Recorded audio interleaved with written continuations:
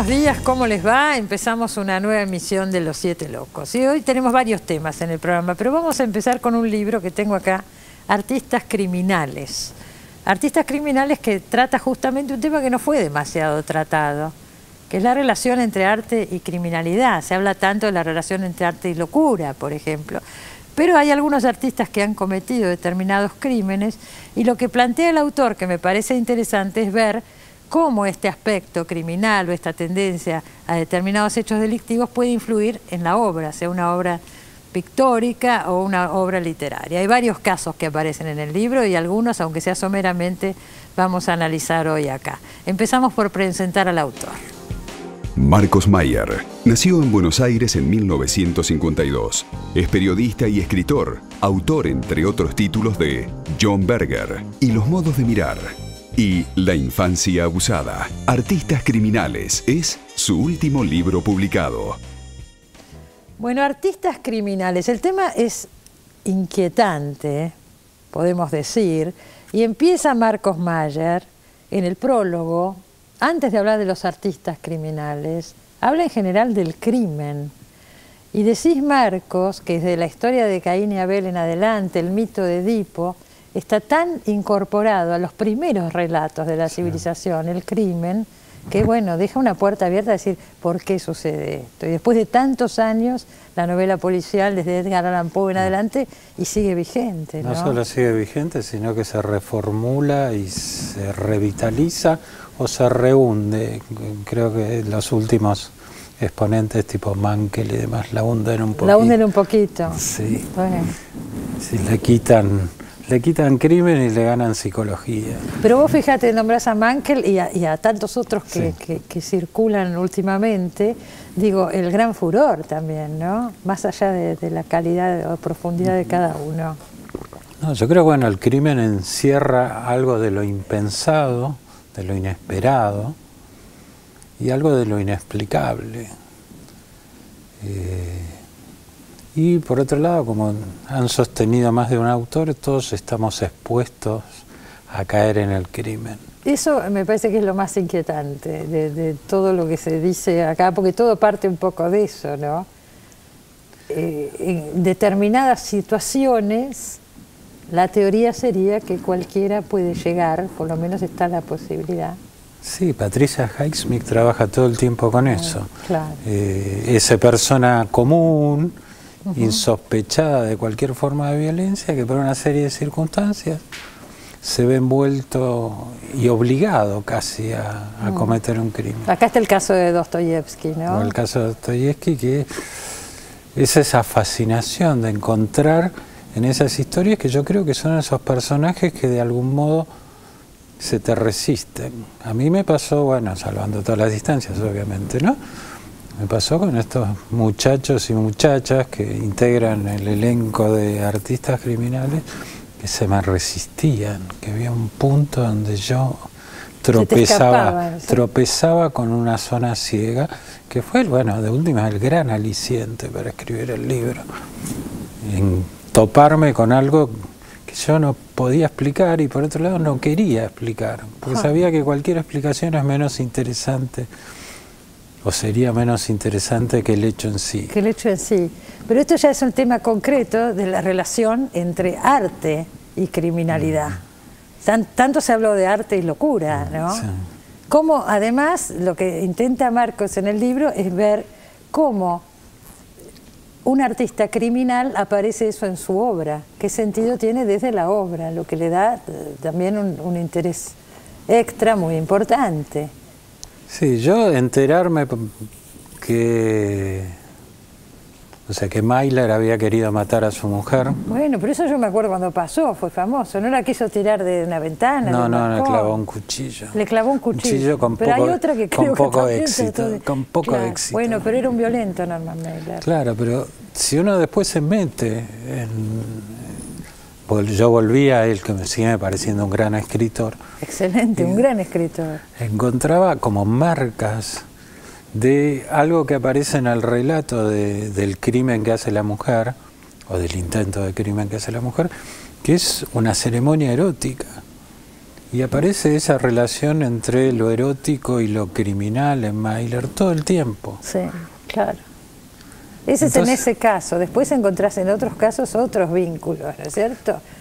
Hay dos casos que están citados acá, de los que hablamos muy por encima el año pasado en el programa. El primero es el de Jean Genet, el escritor francés. Usted se acuerda que el año pasado se puso acá en Buenos Aires Las criadas de Genet con Marilu Marini, dirigida por Ciro Sorsoli, y hablamos, vino acá Ciro Sorsoli, y hablamos por encima por lo menos de este aspecto de Genet. Y también Caravaggio, el artista barroco, porque Caravaggio se hizo una gran muestra el año pasado acá en el Museo Nacional de Bellas Artes, y también hablamos largamente en el programa. Los dos entran en este tipo de artistas criminales por causas muy diferentes. A mí me gustaría un poquito repasar esas historias. Si tenemos tiempo, después hablamos de alguna otra. Dale. El caso de Genet, que es como un emblema de esto, ¿no es cierto? Llega a ser Genet, qué sé yo, lo considera Jean Cocteau el gran escritor francés, le dan el Premio Nacional de Literatura. Y Genet era un criminal. Era un ladrón. Era un ladrón, vamos a decir que era un ladrón. Hubo algunos intentos de agresión, pero felizmente para sus víctimas con poco éxito. Sí, con poco éxito. Pero se arma alrededor de él esta figura del escritor. Yo creo que ahí hay una mezcla entre... Transgresor, por lo menos. Yo creo que, bueno, ahí se cruzan muchas cosas. Me parece que hay una fascinación de la cultura francesa por la transgresión. Que también me aparece en la reivindicación de Villon y en la reivindicación de Sade. Ajá. Claro, el libro empieza con el caso del Marqués de Sade. Que hay... yo creo que en algún momento Genet deja de ser Genet para ser el Genet que los otros quieren que sea. Claro. Después de la lectura de Sartre, sobre todo. Ya Genet, de todo este elenco, es al que menos le creo. ¿No le crees? No. Pero sin embargo, su historia es cierta. Era el hijo aparentemente de una prostituta que lo abandona, lo adopta una familia. De chico, por lo que yo leí en tu historia y otras cosas que había leído, claro, era un digamos, chico... la fuente es él. La fuente es él, ¿no? No, yo no digo que todo esto sea mentira. No creo. Pero yo creo que pero que él arma, trabaja sobre ese personaje. Sí, esta cosa de la ruptura. Pero es que ese personaje termina fascinando a Picasso, a Sartre, a Giacometti, a Sartre, que escribe Saint Genet, nada menos, sobre el caso de Genet. Entonces, y hasta bueno, David Bowie. David Bowie, después David Bowie también. Entonces digo, bueno, busca la transgresión constantemente, inclusive en sus últimos años se acerca a todos los movimientos de protesta. A partir de mayo del 68 está en todo. Se relaciona con las Panteras Negras. Sí, con los movimientos palestinos. Con los movimientos palestinos, creo que tuvo una cita secreta con Arafat. O sea, él iba donde había que estar, estaba, digo. Sí, yo creo que, bueno, a su favor se puede decir que nunca se dejó acomodar, digamos. Nunca aceptó ese lugar de escritor que se regeneró. No se regeneró, él no quería regenerar. Claro. Es verdad que estuvo preso muchas veces. Es verdad que ejercía la prostitución por las noches, aparentemente es cierto, escandalizó desde chico. No era la madre adoptiva que decía que se pintaba y salía tipo travesti y salía de noche a trabajar en prostitución. Y robos menores todo el tiempo hasta que cae preso. ¿Y quién lo rescata? Lo rescata Cocteau, ¿no? Lo rescata Cocteau. Y ahí entra en la alta cultura francesa. ¿Cómo le dice que decís en un momento? Sos muy mal ladrón porque siempre te agarran. Sí. En cambio, sos muy buen escritor, dedicate a escribir. Sí, eso le dice a Cocteau. Es maravilloso. Sí. Y ahí se encierra, y vos decís el encierro, ¿no? El encierro de la cárcel y se encierra en un hotelito de París a escribir. Y sí, algún punto en común hay, digamos. La escena del encarcelado que escribe es una escena que uno puede encontrar en muchos sitios, ¿no? Claro. ¿Y cómo se ve eso en su obra? Si uno ve Las criadas, se puede imaginar. Él toma un caso policial, creo que él la escribió en la cárcel, Las criadas. Toma un caso policial, ¿no? De estas criadas que asesinan a su dueña, a su patrona, digamos. Y es una obra de una crítica social tremenda. ¿Qué pasa en el caso? Sí, perdón, ¿qué ibas a decir? No, que me parece un personaje interesante, pero también interesante por mentiroso. Me parece que los mentirosos tienen lo suyo. Es decir, yo no los descartaría. Bueno, vos no te olvides, estamos hablando de artistas y los dos somos periodistas culturales de muchos años y podemos decir que en la creación de un personaje, en el artista, hay algo de lo que se podría hablar rato largo, ¿no? No, sí, pero yo creo que él es un gran mentiroso y que supo construir buenas mentiras, digamos. Yo creo que parte de su capacidad artística es haber sabido construir buenas mentiras. Que un gran artista es el que construye buenas mentiras. La ficción que es en el fondo. ¿Qué pasa en el caso de Caravaggio? Caravaggio me fascinó, digamos. Fue primero el que más trabajo me dio. Tanto investigar como escribirlo, como descubrir qué es lo que había ahí, porque en un punto me parecía injusto, digamos, frente a un artista tan maravilloso y genial, recordarle, traerle a colación que mató por lo menos 2 personas. Pero lo importante en esto también es ver en la obra donde encontramos y yo lo creo haber encontrado digamos, en el estilo de él, donde la carne aparece muy en primer plano, y cuerpos reales, frente a los cuerpos de Miguel Ángel, que son cuerpos idealizados, atléticos. Los cuerpos de Caravaggio son cuerpos sucios, son cuerpos envejecidos, son cuerpos marcados. Me parece que esa fascinación de la carne también está en el cuchillo, con el que corta, con la daga con la que corta. Lo que vi con Caravaggio, que es notable, que eso surgió a raíz de la muestra, ¿no?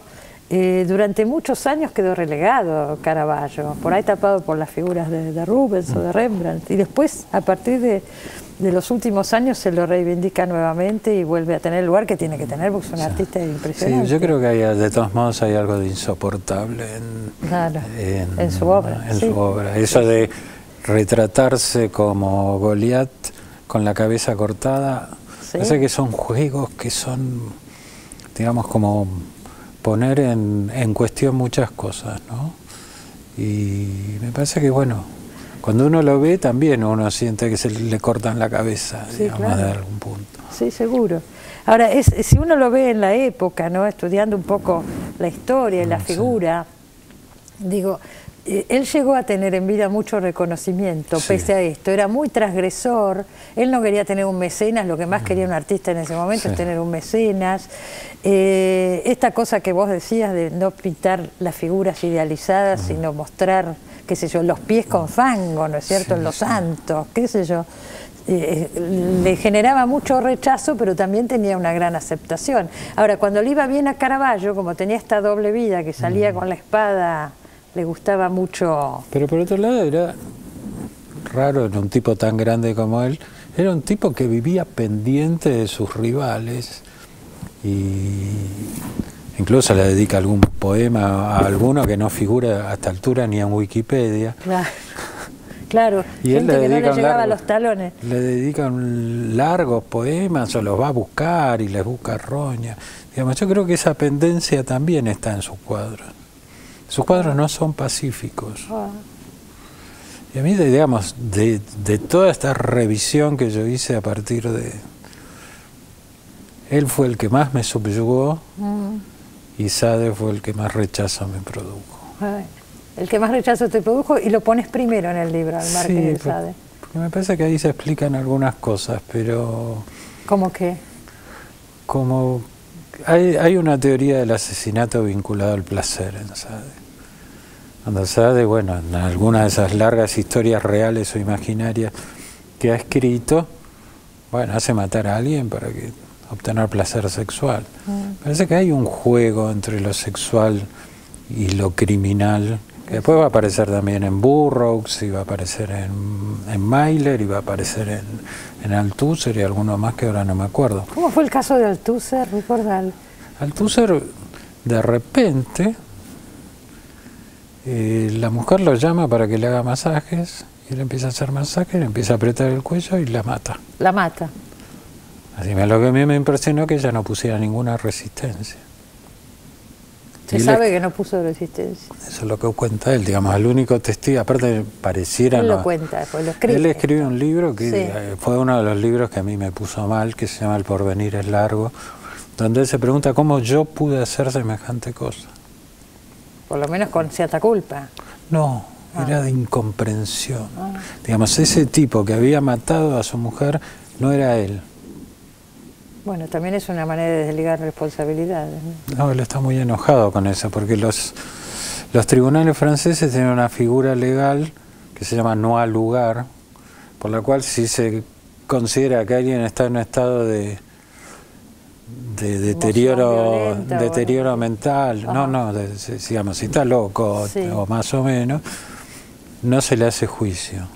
Entonces él está muy enojado con eso. Yo quiero ser sujeto de justicia, dice. Es la culpa también, ¿no? No sé, no aparece la culpa, aparece una cosa muy... ¿Por qué se te ocurrió meterte en esto? Porque transmitís eso, que has sufrido haciéndolo y seguramente sufriste. Aparte que, mira, yo en general cuando escribo me divierto mucho. Acá escriba también. Lo que escriba, sí. Lo que de repente fue el contacto con dos o tres de estos personajes que me perturba mucho, me dejó sin dormir, pero el momento de escribir, y no me pasó solo con este libro, sino con muchos no tengo tantos, con los que tenés. Con los que tengo escritos, yo cuando me siento a escribir, soy un tipo feliz, mientras estoy escribiendo, me olvido el mundo, no sé qué hay a mi alrededor. Esto, desde escribir un libro a escribir un mail, digamos. Así que yo lo disfruto mucho. Me pareció un planteo muy, muy original y muy interesante también. Y yo hasta ahora no había visto nada, ningún libro sobre este tema, ¿no?